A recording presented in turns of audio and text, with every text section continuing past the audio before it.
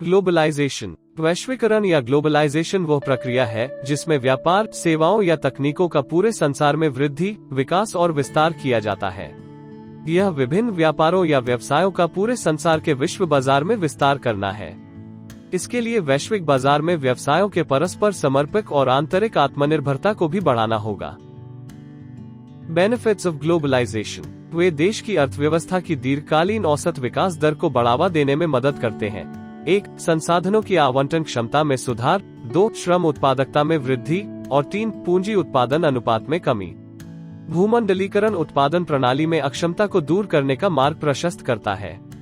भूमंडलीकरण वैश्वीकरण की अनुपस्थिति में लंबे समय तक सुरक्षात्मक परिदृश्य लागत प्रभावशीलता के बारे में उत्पादन प्रणाली को लापरवाह बनाता है, जिसे वैश्वीकरण की नीति का पालन करके प्राप्त किया जा सकता है। वैश्वीकरण विदेशी अद्यतन प्रौद्योगिकी के साथ विदेशी पूंजी के प्रवेश को आकर्षित करता है, जो उत्पादन की गुणवत्ता में सुधार करता है। वे आमतौर पर श्रम गहन वस्तुओं और श्रम गहन तकनीकों के साथ साथ सेवाओं में व्यापार के विस्तार के लिए उत्पादन और व्यापार पैटर्न का पुनर्गठन करते हैं। पेड़, वातावरण को शुद्ध रखने और संतुलन बनाए रखने में पेड़ पौधे अहम भूमिका निभाते हैं। ये मिट्टी का कटाव रोकते हैं और नमी बनाए रखते हैं। जहां पेड़ पौधों की संख्या ज्यादा होती है, वहां बरसात में अच्छी बारिश होती है।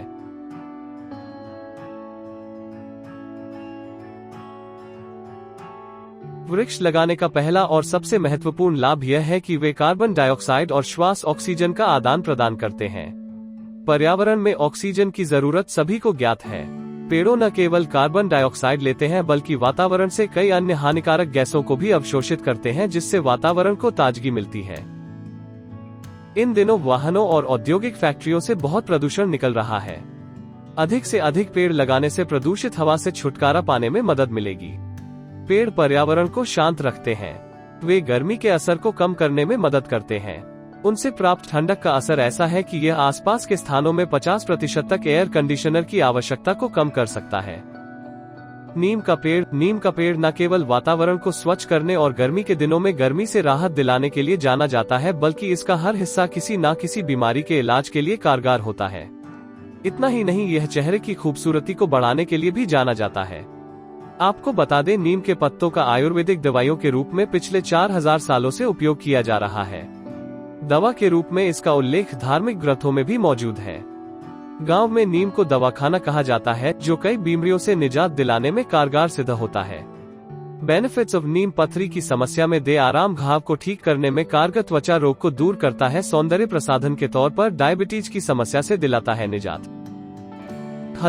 हल्दी जो कि आयुर्वेद उपचार माना जाता है, जिसका उपयोग कई तरह की दवाई में किया जाता है। हल्दी एक जड़ी बूटी है।